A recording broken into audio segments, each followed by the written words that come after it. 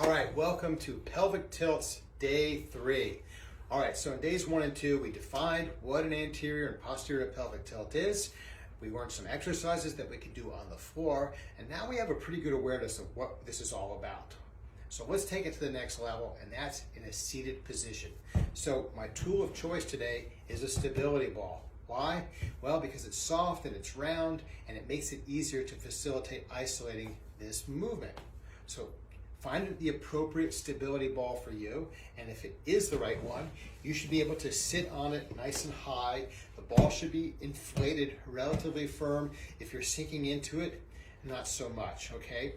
All right, so in this position, what I want to show you is my hands are on my knees, and I want to use my hands as stops. If I didn't have that here and you didn't understand, you might just do this. You might just roll front to back like that. And although that's a lot of fun, it's not what we're looking to do. With my hands here as stops and my body nice and still here, I want to isolate this part of my torso. So it looks like this. I'm going to push my pelvis forward and then push it back. Push it forward and roll under and push it back. Let me turn sideways so you get a better view. So from this position, you can see more. So I'm sitting nice and tall, my feet are secure into the ground, and now I'm just going to push underneath and then push back. Push underneath and push back. And try to get that just nice and fluid. That's the whole point. It's a mobility exercise, and it is strengthening, but it's really creating that coordination from the brain to the pelvis so that you can facilitate that movement.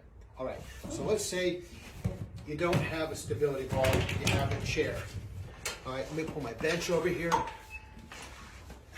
right, so same drill, okay?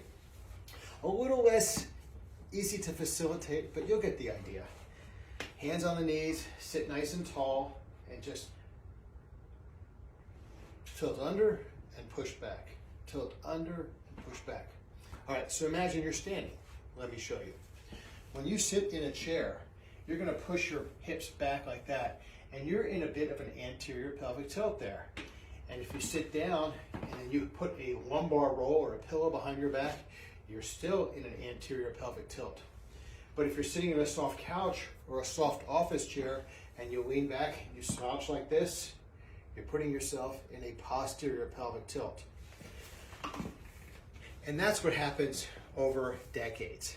When you find yourself in a dominant position, sitting that way, your body's going to adapt to that position, and it's going to change your muscles, and it's going to change your pelvis, and you might get stuck there. That's what we're trying to avoid, to get that mobility back so that you have control over it, and to create an awareness that you don't spend too much time in either of those positions.